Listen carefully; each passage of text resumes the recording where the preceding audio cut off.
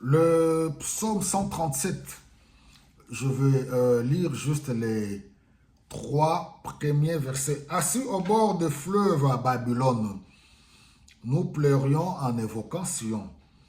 Nous laissions nos guitares suspendues aux arbres de la rive.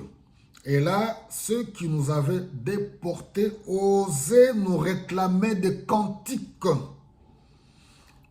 Nos persécuteurs exigeaient de nous des chants joyeux.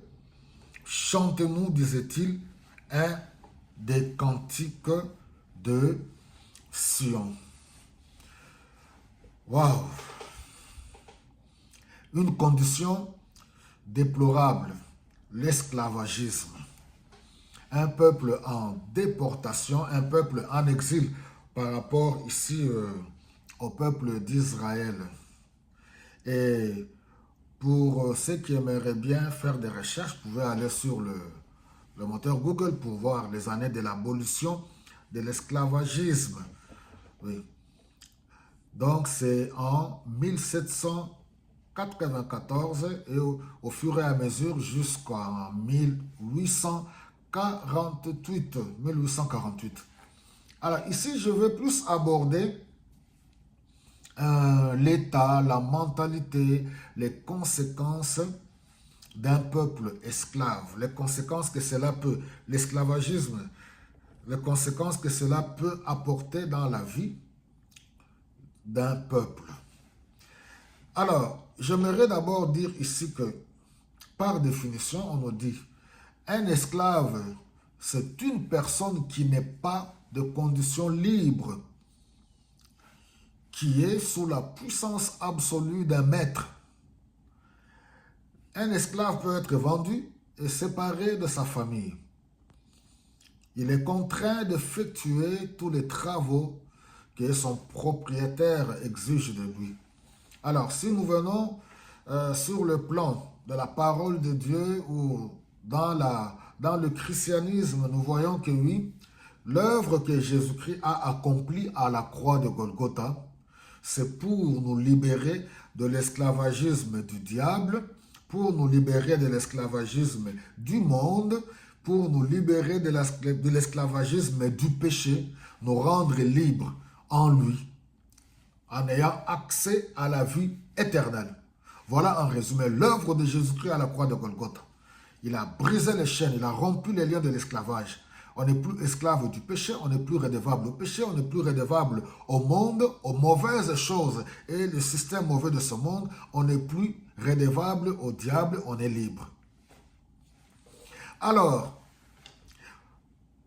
il faut se débarrasser maintenant de la mentalité d'esclave. Parce qu'un peuple esclave, on peut être libéré, mais ayant en soi les séquelles, ayant développé la mentalité d'esclave qui opère en nous. Alors, un peuple esclave, c'est un peuple, à cause du mauvais traitement, il a connu beaucoup d'humiliation. Alors, il développe en lui le complexe d'infériorité. Il développe en lui l'esprit de dépendance des autres. Il se croit inférieur, incapable d'entreprendre. Un peuple qui a la mentalité d'esclave, c'est un peuple qui aime la réjouissance, les futilités. Il peut se battre pour les miettes. Et il pense même que oui, ces miettes-là lui suffisent. Un peuple qui développe la mentalité d'esclave, c'est un peuple qui a développé la peur. C'est un peuple qui murmure, un peuple qui n'ose pas dire haut ce qu'il ressent. Il développe aussi l'hypocrisie. Il est faux. Parce que ce sont toutes ces conséquences-là. Il est faux.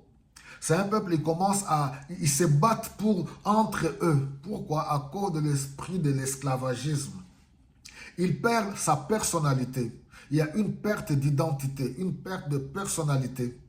À cause de tout ce traumatisme qu'il a connu, c'est un peuple traumatisé et qui développe un trouble comportemental, qui se livre à des futilités.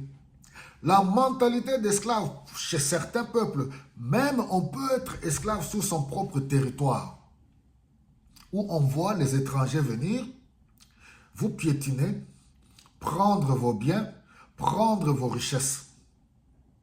s'enrichir au vu eux aussi de tout le monde. Et un peuple qui a développé la mentalité d'esclave sur son propre territoire, il va commencer à danser et à quémander et à mendier son bourreau.